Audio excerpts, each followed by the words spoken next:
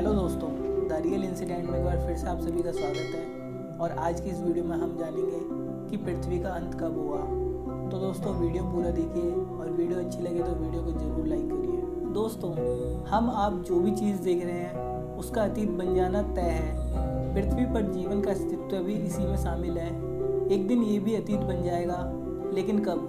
तो चलिए आइए इस वीडियो में जानते हैं। आपको भले ही यकीन ना हो, लेकिन अध्ययनों के मुताबिक पृथ्वी पर जीवन के अस्तित्व को करीब 3.5 अरब साल हो चुके हैं। इतने समय में पृथ्वी ने कई तरह की आपदाएं झेली हैं। जम जाना या अंतरिक्ष की चट्टानों का टकराना, प्राणियों में बड़े पैमाने पर जहर का फैलना, जलाकर सब कुछ राख कर देने वाली रेडिएशन। जाहिर है अगर जीवन को भी ऐसा खतरा पैदा हो तब भी पृथ्वी से पूरी तरह से जीवन का अस्तित्व खत्म नहीं हो पाएगा। लेकिन पृथ्वी पर इस दुनिया के खत्म होने की आशंका तो है ही। शायद पूरी पृथ्वी बंजर भूमि में तब्दील भी हो जाएगी। लेकिन क्या हो सकता है? कब तक रहेगा पृथ्वी पर जीवन? पृथ्वी पर जीवन के अस्तित्व से जुड़ी संभावनाओं और आशंकाओं पर एक नज़र डालते हैं। यह संभव है कि पृथ्वी पर जीवन ज्वालामुखियों के विस्फोट से 25 करोड़ साल में खत्म हो जाएगा। ऐसा होने पर पृथ्वी पर मौजूद 85% जीवन नष्ट हो जाएंगे, जबकि 95% समुद्री जीवों का अस्तित्व भी नष्ट हो जाएगा।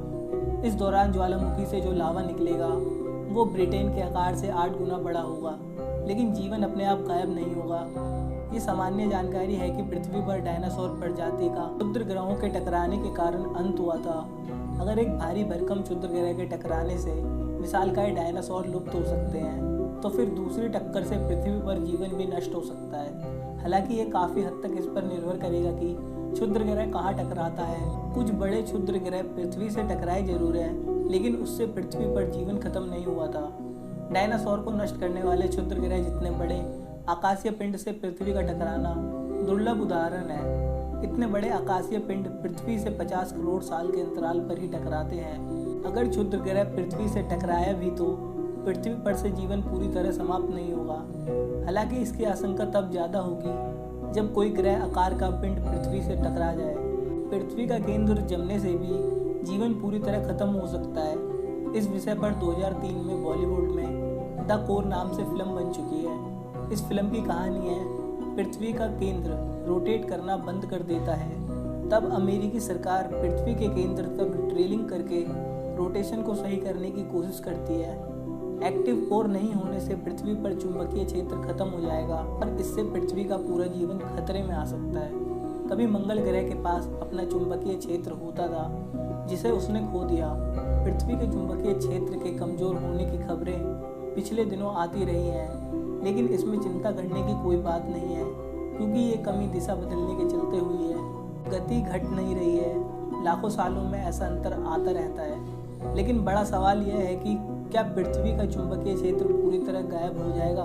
कैम्ब्रिज यूनिवर्सिटी के रिचर्ड हैरिसन के मुताबिक हाल फिलहाल इसकी कोई उम्मीद नहीं है। समय सीमा बाइनरी स्टार को WR104 भी कहते हैं। यह करीब 5 लाख साल में तैयार होता है। अगर ऐसा हुआ भी तो हम तब तक नहीं होंगे। वैसे क्या हम यूनिवर्सिटी में अकेले हैं? अगर नहीं तो हम एलियन की सभ्यता से अभी तक संपर्क क्यों नहीं कर पाए हैं? वैसे पृथ्वी पर जीवन का समापन गामा किरणों के विस्फोट से हो सकता है।